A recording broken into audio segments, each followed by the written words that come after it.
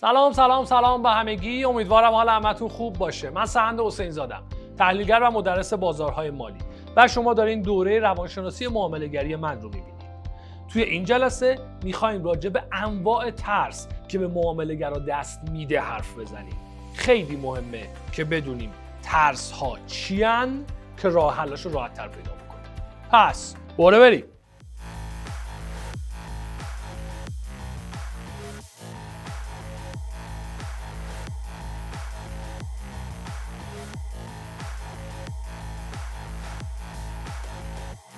ای پلنت، سرمایه گذاری آگاهانه، معامله‌گری آسان. راجع به این که ما آدم ها اصلا چرا میترسیم قبلا صحبت کردم، بهتون توضیح دادم و گفتم که ترس از عدم آگاهی میاد. جریان اتاق تاریک و لولو و اینا که چرا ما از یه جای تاریک میترسیم؟ بخاطر اینکه نمیدونیم قراره توش چه اتفاقی بیفته. پس میدونیم الان ترس ها کلا از عدم آگاهی میان. اما این ترس ها برای یک معامله‌گر به صورت دقیق چیا هستن؟ معامله‌گرا از چه چیزهایی میترسن؟ در واقع از چه چیزهایی عدم آگاهی دارند که باعث ترسشون میشه؟ ما کلاً 6 نوع ترس توی معامله‌گری داریم. ترس اول، ترس از اشتباه کردن. این ترس بین ما ایرانی ها زیاده. چرا؟ به خاطر نوع تربیتی که شدیم. حداقل هم نسل‌های من و حتی نسل بعدی من هم این اتفاق واسهشون افتاده. معمولاً پدر مادرهای ما اجازه کشف کردن، اجازه این که بریم یک سری کارها رو خودمون انجام بدیم، اجازه این که بریم اصلا یک کاری انجام بدیم حتی سرمون بخوره به سنگ رو بهمون نمیدن. معمولاً قبل از این که یک چیزی رو تجربه بکنیم بزرگترهامون جلوی اون اشتباه رو گرفتن. واسه همین اشتباه کردن واسه ما یک چیز عجیب و غریبه. واسمون سخت اشتباه بکنیم. چرا؟ چون از اول به اون گفتن نباید اشتباه بکنی. معمولا توی اروپا این اتفاق نمیفته. به بچه‌ها اجازه اشتباه کردن میدن، تجربه کردن میدن، میگن اشتباه کردن جزوی از زندگیه، مشکلی نداره، برو یه کاری انجام بده، اشتباه کن، بعد درستش رو یاد میگیری دیگه. همه جای دنیا این ترس از اشتباه کردن وجود داره ها، ولی توی ایرانی‌ها به نظر من بیشتره. حالا این جریان چیه؟ خیلی از افراد هستن که وقتی دارن معامله میکنن اصلا مشکلشون این نیست که ضرر کنن. اصلا ناراحت این نمیشن که ضرر کنن، یعنی پوله واسهشون مهم نیست. این که اشتباه میکنن اذیتشون میکنه. این که معاملهشون به نظر خودشون درست نبوده به خودشون میگن من اشتباه کردم و این سخت میشه براشون. خیلی هاشون فکر میکنن اصلا آیکیوشون پایینه، فکر میکنن نمیفهمن این کار رو، فکر کنن به درد این کار نمیخورن، خودشون رو ملامت میکنن. اصلا کلن اشتباه کردن باعث میشه بریزن به هم. یه چیزی رو بزنین راجع به این نوع ترس بهتون بگم. همه معامله‌گرها از کوچکترینش تا گردن کلفترینش اشتباه میکنن. همشون. نمیگم ضرر میکنن، ضرر که همه انجام میدن. ضرر رو همه انجام میدن. ضرر کردن جزوی از این بازاره. شما اگر همه کارها رو هم درست انجام بدهی باز احتمال ضرر کردن وجود داره. این اصلا بحثش با اشتباه کردن فرق میکنه. اما خود اشتباه کردن رو هم همه معامله‌گرها انجام میدن به هزاران دلایل. پس این فقط شما نیستین که اشتباه میکنین که بخواین ازش ناراحت باشی. دومین چیزی که در مورد این ترس باید بدونی، از کجا میدونی تو اشتباه کردی؟ چرا فکر میکنی هر وقت ضرر کردی تو اشتباه کردی؟ اصلا اینجوری نیست. خیلی وقتا اگر همه کارهات رو هم درست انجام بدی و بدون اشتباه معامله کنی ضرر میکنی. همونطور که خیلی وقتا وجود داره که تو همه کارها رو اشتباه انجام میدی ولی سود میکنی. حالا اون موقع که داری خودتو ملامت میکنی، داری خودخوری میکنی که من به درد این کار نمیخورم، من اشتباه میکنم، من داغونم، من اینجوریم اونجوریم، از کجا میدونی تو اشتباه کردی؟ راجع به اینکه بازارها چجوری تغییر میکنن و چرا خیلی وقتا ما بدون اشتباه کردن ضرر میکنیم حرف میزنیم، توضیح میدم بهتون توی جلسه دیگه. اما همین الان اینو بدون، یک، همه اشتباه میکنن توی این بازار، پس اصلا ناراحتی نداره، فقط تو نیستی. دو، خیلی وقتا اون چیزی که شما فکر میکنی اشتباهه، اشتباه شما نیست. بعدن این رو میفهمی که چجوری باید متوجهش بشی که واقعا تو اشتباه کردی یا نه اشتباه نکردی. ژورنال معاملاتیت بهت این رو میگه، میتونی از روش بخونی، متوجه بشی که آقا من اینجا اشتباه کردم یا نکردم. ولی واقعا یک زمانایی میرسه شما ژورنال معاملاتیت رو نگاه میکنین مکتوب و میگی خب این کارو که من انجام دادم، بله اینم انجام دادم، بله اینم درسته، اینم درسته، اینم درسته، اینم درسته، ولی ضرر شد. اینجا دیگه تو اشتباه نکردی. تا اون موقع این رو از من داشته باش که خیلی وقتا شما اشتباه نکردی. این ذات بازاره. اما یه چیز دیگه هم راجع به این ترس باید بهت بگم. یادتونه بهتون گفتم که ما تنها راه تبدیل شدنمون به یک معامله‌گر حرفه‌ای و خوب اینه که از یک سری اشتباهات رد بشیم، ولی به شرطی که از اشتباهاتمون درس بگیریم. اگر تو این اشتباه کردن واسط خیلی سخت باشه و الکی واسه خودت بزرگش بکنی، دو تا حالت پیش میاد. یک، فکر میکنی که اشتباه رو تو انجام ندادی به خاطر بازار بوده که این اتفاق افتاده. چرا؟ چون مغزت میاد ازت دفاع کنه، سیستم دفاعی بدنته، برای اینکه حالت رو خوب بکنه میاد میگه تو اشتباه نکردی، که بازار اشتباه کرد، این اشتباه کرد، اون شد، این شد، اینجوری شد، اونجوری شد. و چون تو اشتباهت رو قبول نکردی هیچ وقت هم درستش نمی‌کنی. چرا این اتفاق میفته؟ چون تو ترس بزرگی از اشتباه کردن داری. این یکی از اتفاقایی که میفته. اتفاق دوم، مغزت همش بیاد بهت میگه تو اشتباه نکردی، سیستم معاملاتیت غلطه، این سیستم اشتباهه. تو سیستمی که یاد گرفتی و درست و بدون نقص داری اجراش میکنی. پس اگر داری ضرر میکنی سیستم مشکل داره. معمولا این دسته از افراد هی میرن سیستم عوض میکنن، هی سیستم عوض میکنن، آخرش هم هیچی به هیچی. چرا؟ چون باز هم سیستم دفاعی مغزت میاد به دادت برسه، میاد یه کاری کنه حالت خوب شه. چرا؟ چون با پذیرش اشتباهت حالت بده و اینجوری داره اشتباه رو میندازه گردن یه چیز دیگه که تو از اشتباه مبراشی. چقدر امروز دارم همچه قلمبه سلمبه حرف میزنم انگار. پس اشتباه اصلا چیز سختی نیست، اصلا چیز عجیبی نیست، اصلا هم دردناک نیست.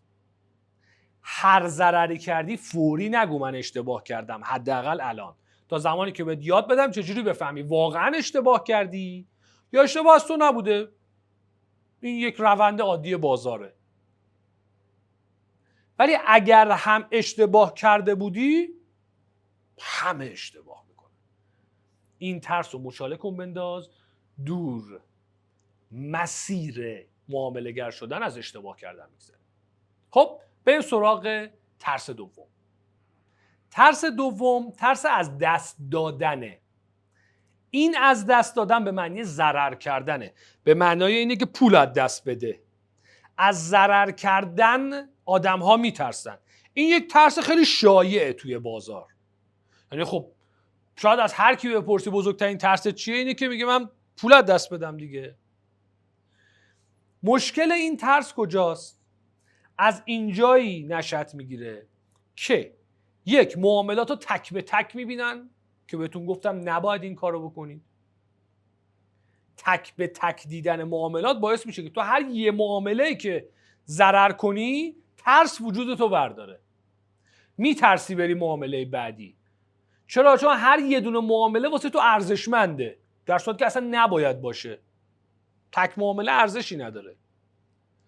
2، مدیریت سرمایه تو برای تو زیاده. یادتونه بهتون گفتم سیستم های معاملاتی مدیریت سرمایه هر کدوم به درد کی میخوره؟ اگر مدیریت سرمایه تو اونجا اشتباه انتخاب کرده باشی، بری سراغ مدیریت سرمایه‌ای که ضررهای بزرگ بهت میزنه، ترس از دست دادن توی تو به وجود میاد. یه نکته خیلی مهم اینجا بهتون بگم بچه‌ها، ترس از دست دادن، کلا ترس ها، همه ترس ها، اگر شما با هر نوع ترسی معامله بکنید، احتمال ضرر کردنتون توی اون معامله بیشتر میشه. یعنی چی؟ یعنی ترس از دست دادن بعد از ضرر کردن به وجود نمیاد، قبل از ضرر کردن به وجود میاد. ترس از اشتباه کردن بعد از اشتباه کردن به وجود نمیاد، قبلشه. یعنی دقیقا زمانی که داره معامله میکنه، میخواد معامله کنه، هنوز معامله رو بازم نکرده، ترس اونجا میاد سراغش. اتفاقا بعد از که ضرر کرد تموم شد دیگه ترس نداره که. بعد از اینکه اشتباه کرد تموم شد که دیگه ترس نداره که. میگن در دام بلا به از بیم بلاست. بیم بلاست که آدما رو بیچاره میکنه. یعنی اصلا هنوز معامله رو باز نکرده، میگه این پولا رو از دست بدم چی؟ ضرر کنم چی؟ این اشتباهه. وگرنه اگه ترسا بعد از اون اتفاق میافتاد، من اصلا راجع به ترسا درسم نمیدادم بهتون. خودم ترس دیگه، بریم بترسید. چرا دارم اینا رو بهتون میگم؟ چون وجود این ترس باعث میشه مغز شما از تمرکزی که لازم داره خارج بشه. مغز شما یک سری از باورها، چیزهای درست رو فیلتر بکنه، یک سری چیز غلط رو به شما نشون بده و شما با درک اشتباه از تحلیلتون معامله کنید. واسه همین میگم باید بدون ترس معامله کنی. بدون ترس یعنی قبل از اینکه معامله بکنی نترسی، بعد از معامله کردن اون اتفاق افتادن دیگه اصلا ترس نداره. رو گفتم اینجا داخل پرانتز بهتون بگم که بدونین این ترس ها اصلا کجا میاد یقتون رو میگیره. بعد از معامله دیگه ترس نداری. خب پس اگر ترس از دست دادن داری، این دست دادن یعنی fear of lose، خب میترسی پول از دست بدی، به احتمال خیلی زیاد مدیریت سرمایت یک ایرادی داره. حجم مدیریت سرمایت واسه تو بالاست. برو مدیریت سرمایت رو اول از همه عوض کن. 2، هر وقتی دی ترس میاد سراغت، به خودت بگو این یک معامله است. یک معامله هیچ ارزشی نداره. چه سود بشه چه ضرر بشه هیچ ارزشی نداره. واسه همین میگم وقتی سودم میکنید خوشحال نشید. چون یه معامله اگر سود میکنی خوشحال میشی، پس به مغزت داری این سیگنال رو میدی که یک معامله هم اهمیت داره که خوشحال شدی. یه معامله خوشحالی نداره، ناراحتی هم نداره. دیدی این ترس هست، هی به خودت این رو تکرار کن. یه معامله ارزش نداره، یه ضرر ارزش نداره، یه ضرر اصلا مهم نیست. بعد برو سراغ مدیریت سرمایه‌ات. نرو یهو سراغ مدیریت سرمایه‌ای مثلا پاد دابلینگ با تکرار لول. اوکی، با 20 تا معامله تو میتونی سرمایه‌ت رو یهو تا 160 برابر هم زیاد کنی اگر پشت سر هم درست باشه، که اتفاق نمیفته دیگه. در نظر ریاضی میگم. ولی به هر حال سرعت رشد بالایی داره. ولی از نظر روانی کمتر آدمی میتونه تحملش کنه. اول معامله طرف $1000 داره، 10% از سرمایه‌اش باید وارد معامله بشه.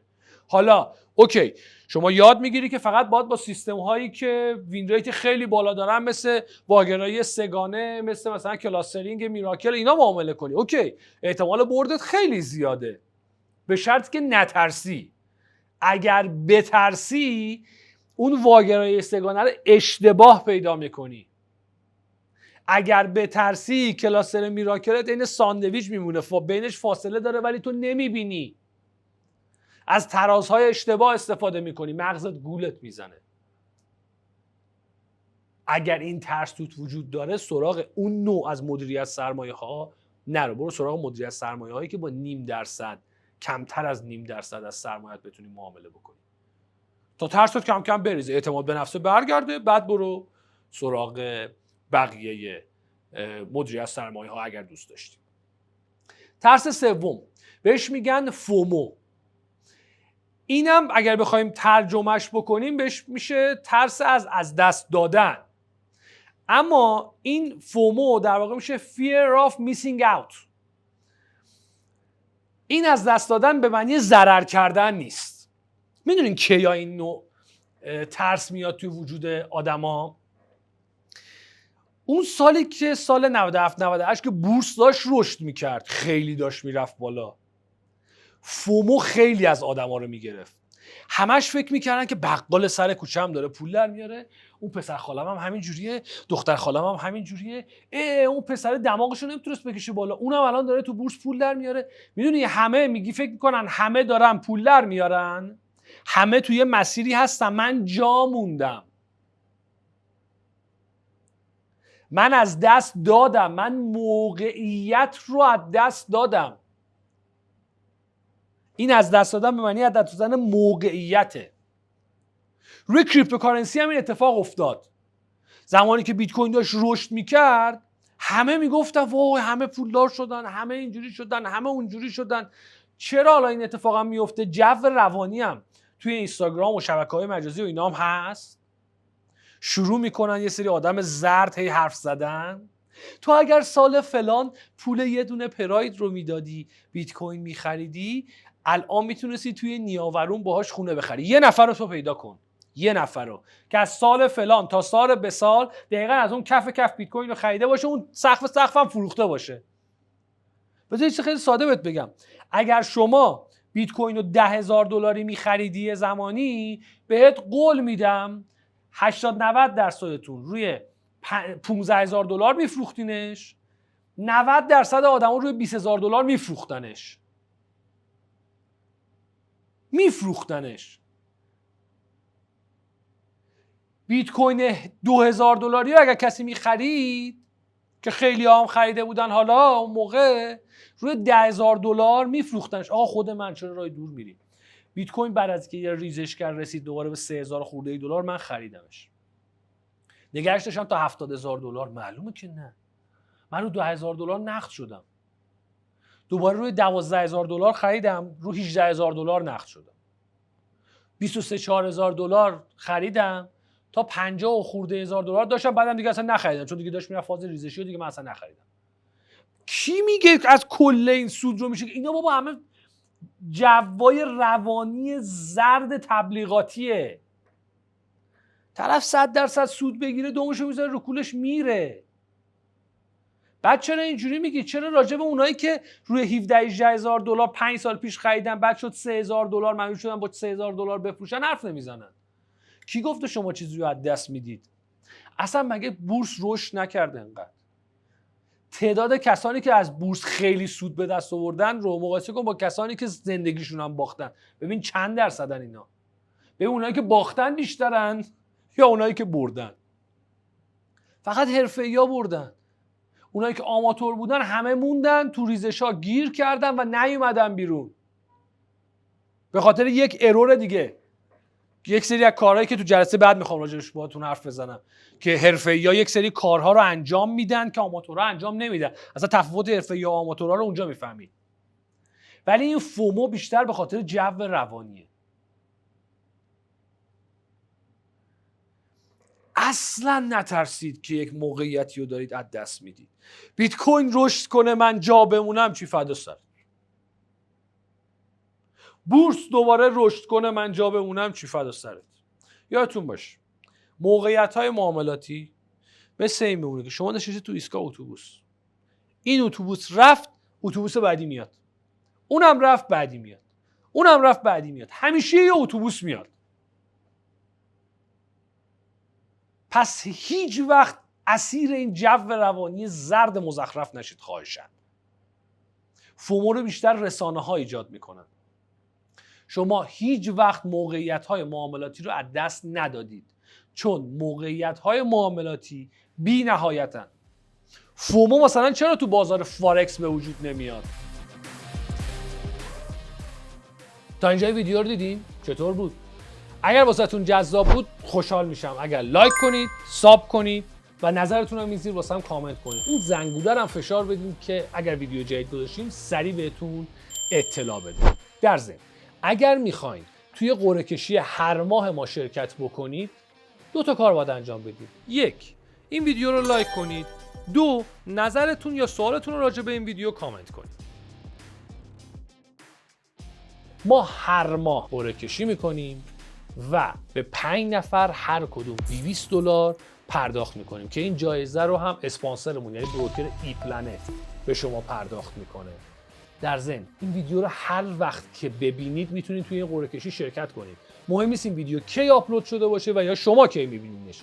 ما هر ماه بین کامنت های همون ماه قرعه کشی میکنید. پس هر موقع دیدیش میتونید توی این قرعه کشی شرکت بکنید.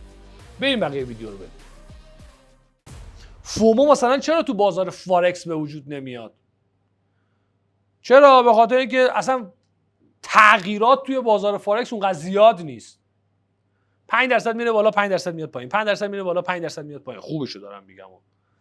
اصلا تغییرات نرخ ارزها اونقدر زیاد نیست. یا 400%، 500% تغییر نمیکنه که. همه معامله‌گرای فارکس اینو میدونن. رفت بالا نگرفتم جهنم، ضرر ریزششو میگیرم.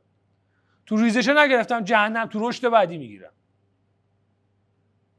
فومو بیشتر توی بورس و کریپتوکارنسی به وجود میاد. چرا به وجود میاد؟ چون این جو روانی دوست دارن که بهتون بدنش. بریم سراغ ترس بعدی. کمتر راجبش صحبت میشه. البته گفته میشه ولی خب الان جدیداً بیشتر شده. به نام فومه. Fear of missing everything. یعنی از دست دادن همه چیز. کال مارجین شدن، لیکوید شدن. طرف معامله اولش رو انجام نداده، همش تو این فکره که من اگر کال مارجین شم چیکار کنم. بابا معامله اول تو انجام بده، ببین اصلا سود یا ضرر تا برسیم به کال مارجین شدن. کیا اینجورین؟ اول از همه که آماتورها خیلی این اتفاق واسهشون میفته. ولی کسی که مدیریت سرمایه رو بلد باشه اصلا به این ترس اصلا تو وجودش نباید باشه. یعنی من اصلا کسی که بیاد به من مثلا دوره مدیریت سرمایه من دیده باشه بعد بیاد بگه من میترسم کال مارجین شم، من واقعا شک میکنم این اصلا دوره منو 3 جلسه هم دیده باشه، چه برسه 12 جلسه. اصلا کال مارجین شدن و مدیریت سرمایه، وقتی آقا من دارم میگم آقا احتمال کال مارجین شدن 1 بر روی 160 میلیونیومه، 1 بر روی 160 میلیونیوم، یعنی احتمال این که شما برید توی خیابون بوینگ بیفته روت یهو تو خیابون بیشتر از کال مارجین شدنته. چه ترسی؟ پس اگر این ترسو داری، اولین چیزی که بهش شک کن مدیریت سرمایه‌ت. مدیریت سرمایه‌ت یه جای کارش میلنگه رفیق. وگرنه با مدیریت سرمایه درست و سکه بندازی امکان نداره کال مارجین شی. با سکه انداختن. دیگه از این بیشتر؟ دیگه کیا از کال مارجین شدن میترسن؟ البته بازم زیر مجموعه همون اولیه است.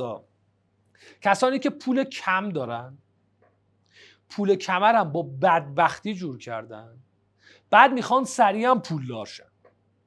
خب مسلما این آدم از مدیریت سرمایه‌اش استفاده نمیکنه دیگه. کلا $100 داره، هر معامله‌ای که میخواد انجام بده با حجم بالا، اهرم بالا، بعد $100 هم رفته رفیقش قرض کرده. از اون بدتر طرف یهو میره وام میگیره، میره 200 میلیون، 300 میلیون، 500 میلیون وام میگیره، میاد تو بازارهای مالی. معلومه این آدم اصلا هر معامله‌ای که میخواد بکنه عرق میزنه رو پیشونیش. این ترس کشنده میشه اصلا. این آدم اگه بخوادم نمیتونه مدیریت سرمایه رو رعایت بکنه چون مغزش کار نمیکنه. یادتونه بهتون گفتم با چه پولی باید معامله بکنید؟ اگر اون نکات رو رعایت نکنید به این ترس‌ها دچار میشید. ولی اگر اون نکاتی که بهتون گفتم رو رعایت بکنید، مدیریت سرمایه‌تون هم رعایت بکنید، خیلی از این ترس‌ها اصلا تو وجودتون نمیاد. یه نکته اینجا داخل پرانتز بهتون بگم، این ترس‌ها قرار نیست همش واسه شما اتفاق بیفته. بعضی از افراد یه دونه از این ترس‌ها رو دارن ولی بعد بعضی از افراد اصلا همه این ترس‌ها رو دارن ولی خیلی هم واسهشون سخت نیست، ولی به هر حال دارنش. خب بریم سراغ ترس بعدی. ترس بعدی که میخوام راجع بهش صحبت کنم یکی از ترس‌های بزرگی بود که خود من داشتم و سالها بعد فهمیدم که اصلا یه نوع ترسه و خیلی های دیگه هم دارن. بهش میگن ترس از نادیده گرفته شدن. اون زمانایی که شروع کرده بودم معامله کردن، اولاش که اصلا پول در نمی آوردم هیچ. بعد از اینکه شروع کردم پول در آوردن، چون واسه خودم جذاب بود، واسه خودم قشنگ بود، و من همیشه سر کارام جوری بود که با میرفتم سر ساختمون، نمیدونم با مشتری حرف بزن، با این چکچونه بزن، با اون چکچونه بزن. یعنی کاری بود که با 1000 نفر سر و کار داشتم تا 2000 پول در بیارم. بعد یه کاری پیدا کردم که تو سر پای کامپیوترم پول در بیارم. خوبم پول در بیارم. آره تو اون زمان واسه خودم به نظرم خوب بود. اوکی. بعد چون جذاب بود هی میرفتم واسه همه تعریف میکردم. اولاش ببین امروز من $10 پول در آوردم. بعد اصلا دلاری در آوردنم که اصلا عجیب بود اون موقع. $10 پول در آوردم. چجوری اینجوری اونجوری با آب و تاب و اینا حرف میزدم. بعد اینجوری نگاه میکنم. دیوونه ای؟ چه کاریه؟ حالا من پیرم در اومده بود تا این کارو یاد بگیرم. اصلا کسی منو نمیدید. اصلا کسی به کاری که من میکردم اهمیت نمیداد. اصلا واقعا واسهشون مهم نبود. شاید واسهتون جالب باشه من تا سالها بعد از اینکه این کارو میکردم، من تدریس میکردم، کلی شاگرد داشتم، مثلا خرج زندگیم از این راه در میومد و همه این چیزا. من تا وقتی که دوباره خب چون من دفتر اینا داشتم و دفتر اینا دیگه نمیرفتم، میشستم تو خونه فقط ترید میکردم. یعنی کارم فقط ترید کردن بود، هیچ کار دیگه انجام نمیدادم. تا وقتی که دوباره شروع کردم آموزش دادن و دفتر گرفتم و اینا، اون موقع بابام برگشت بهم گفت چه عجب رفتی سر کار، چه عجب کار میکنی.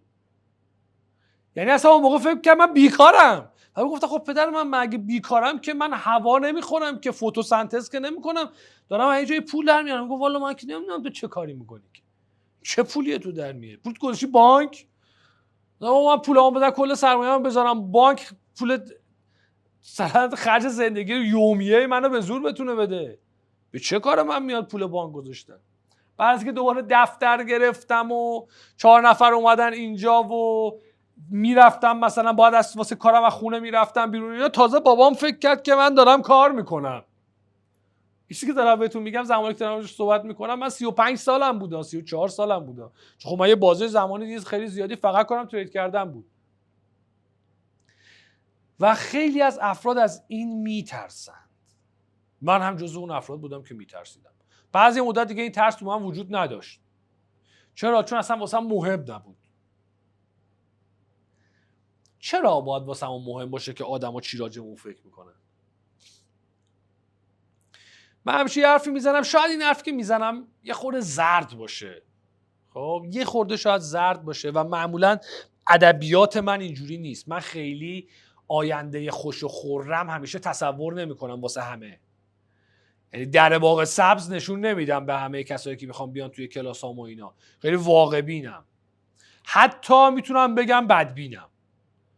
به خاطر اینکه به نظرم بدبینی شرش خیلی کمتر از خوشبینیه.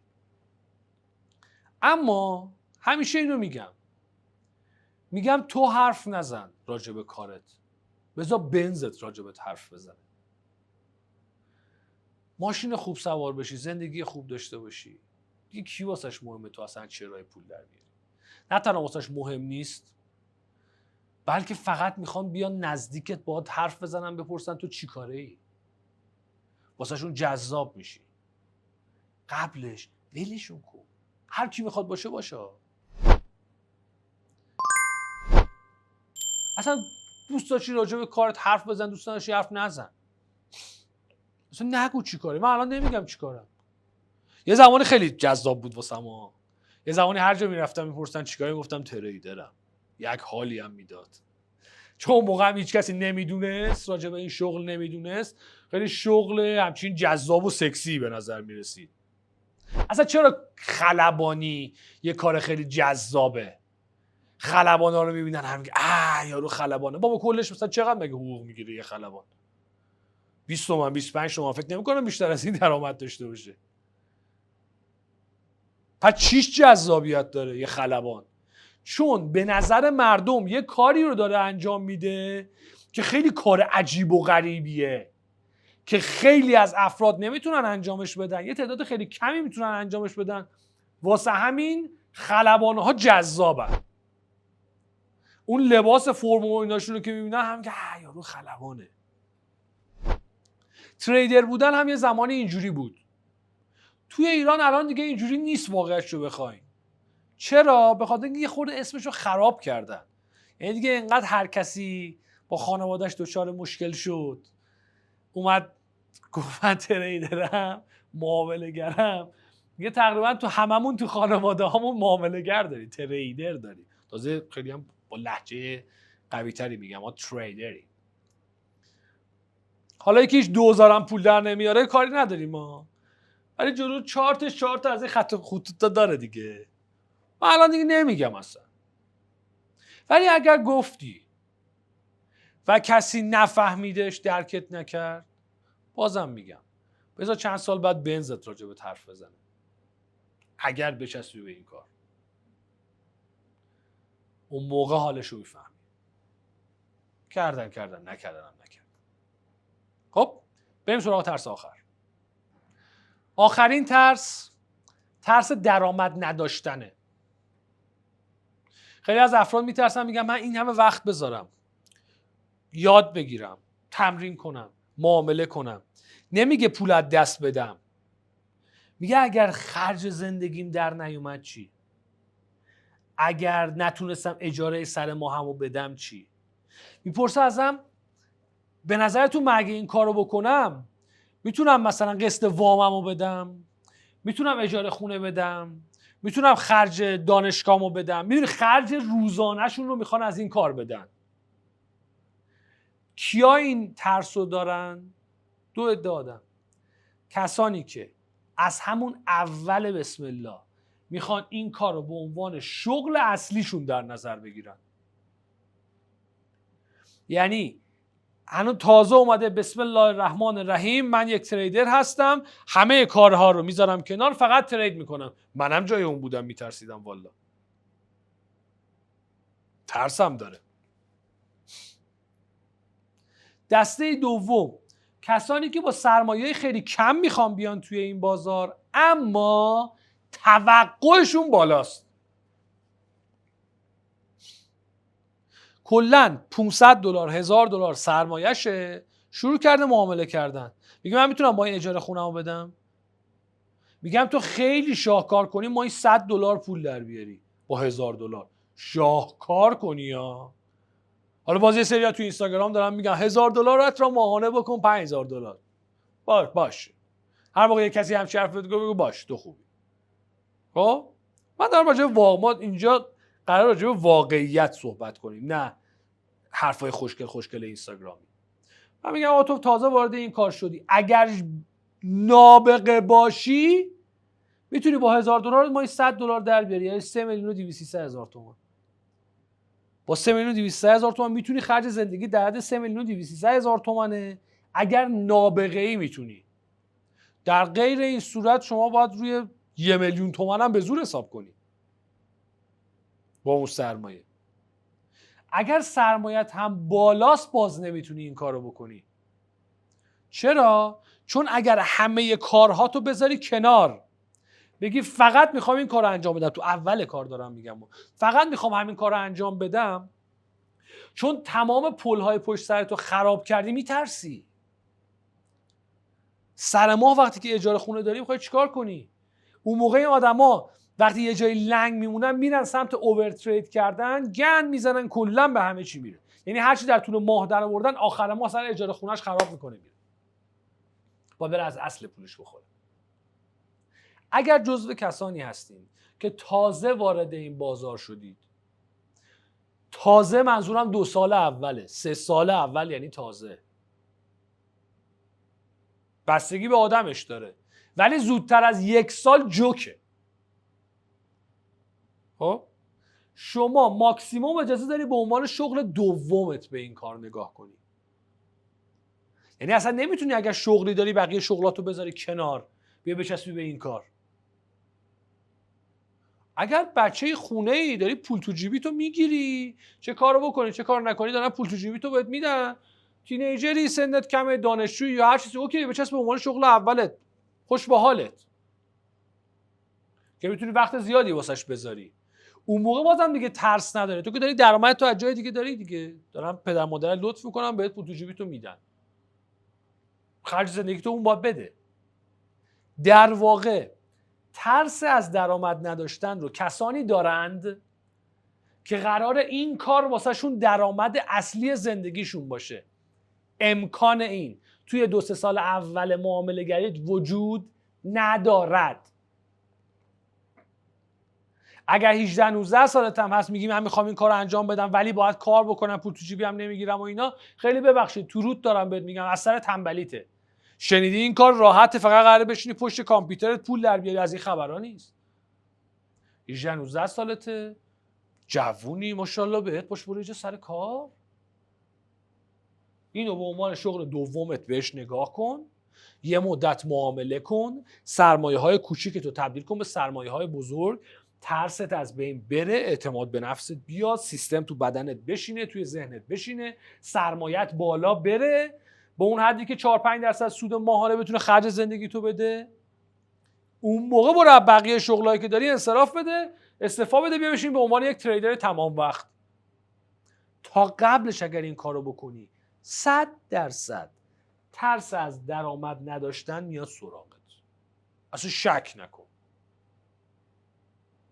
خب اینها 6 ترس اصلیه که هر معامله گری در طول عمر معامله گریش یه زمانی یقشو میگیره. یک کدوم از اینا دیگه حداقل یقشو میگیره. یادتون باشه که راجبش حرف زدیم و علت هر کدومش هم الان بهتون گفتم که این ترسا منشأش کجاست. ببین ترسو که نمیتونی از بین ببری، منشأش رو باید از بین ببری. و به عنوان آخرین چیزی که میخوام توی این جلسه بهتون بگم، یک علت دیگه هم وجود داره که باعث ترس میشه توی معامله‌گرها، جزو این دسته نیست، این علت باعث ترس میشه، اصلا جزو این کتگوری به حساب نمیاد. اونم ایجاد انتظارات غیر معقوله. ببین طرف میاد مثلا دوره مدیریت سرمایه، من بهش گفتم آقا مثلا شما اگر 160 تا معامله درست انجام بدی $1000 میشه مثلا $80,000. یه 2-4 تا میکنه. بعد بهش گفتم این مسیر 4 سال طول میکشه، مثلا 5 سال طول میکشه. میگه اگه من اینقدر بیشتر معامله کنم خب بیشتر به اون سود میرسم دیگه. ببینیم چی میشه. میشینه معامله میکنه، یهو میبینه به جای اینکه مثلا تقسیم میکنه دیگه، میگه اگه من میخوام تو 5 سال برسم باید هر لول مثلا تو 6 ماه طی کنم. بعد میام میگه من 3 ماه دارم معامله میکنم لول اولم پاس شد. خب من اینجوری 5 سالم شد 2 سال و نیم که خیلی خوبه. میشینه واسه خوش خیال پردازی میکنه، 2 سال و نیم دیگه اون خونه رو میگیرم، ماشینه رو میگیرم، به به اینجوری میشه اونجوری میشه اینجوری میشه. بعد یه ماه به جای اینکه یه بار یعنی به جای اینکه 3 ماهه اون لولش رو پاس کنه میشه 4 ماهه، میشه 5 ماه. تازه بازم جلوه ها، اصلا غم دنیا میاد تو سرش. بعد میاد چیکار کنه؟ میره ماه بعد جبران کنه و اون موقع است که دیگه هر چی این چند وقت در آورده رو میده به باد فنا میره. دوستان توی معامله کردنتون از مسیر لذت ببرید، اینقدر آینده رو نگاه نکنید، توهم هم واسه خودتون نسازید. شاید خیلی زود برسی، شاید خیلی دیر برسی، نمیدونه کسی. از مسیر که داری میری حالش رو ببر. الکی واسه خودت انتظار ایجاد نکن. بدتر از اون، از این انتظاراتت نرو با این اون حرف بزن. قضیه ناموسی میشه. رفتی به رفیقت گفتی من 2 سال دیگه میخوام بنز بخرم، 1 سال از اون بنز از اون ساله گذشته پول 200 هم در نیاوردی، دیگه رفیقت هم میذاری کنار، نبینه ما رو آبرومون بره. 2 سال دیگه میاد میگه بنزت کو. آقا اگرم توهم دارین واسه خودتون میزنین تو دل خودتون بزنین دیگه. نرین به مامان و بابا و فک و فامیل و دایی و خاله و دوست دختر و دوست پسر و اینا بگی. اینا که دارم بهتون میگم و گفتین ها. دیدم که میگم. ولش کن در آینده چه اتفاقی میخواد بشه. تو مسیر کاری که قرار انجام بدی و درست انجام بده. زودتر رسیدی یا تو باهوشتر بودی یا یه مقدار خوش شانس بودی. دیرتر رسیدی یا تو یه خورده تنبلی کردی یا یه خورده بدشانس بودی. یه کدوم از این حالتاست دیگه. وقتی دارین به آینده فکر میکنید، تصورات واسه خودتون دارید میسازید، وقتی اون اتفاق نمیفته ترس وجودتون رو میگیره. نه آخر راه، وسط راه. این جلسه‌مون هم تموم شد و جلسه مهمی هم هست به نظر من، چون که راجع به ترس، یکی از بزرگترین بدبختی‌های معامله‌گری، با هم دیگه حرف زدیم. بهتون پیشنهاد می‌کنم یکی دو باری ببینیدش حتما. امیدوارم که این جلسه براتون مفید بوده باشه. هر جای دنیا که هستید، روز و شبتون خوش، روزتون بالا.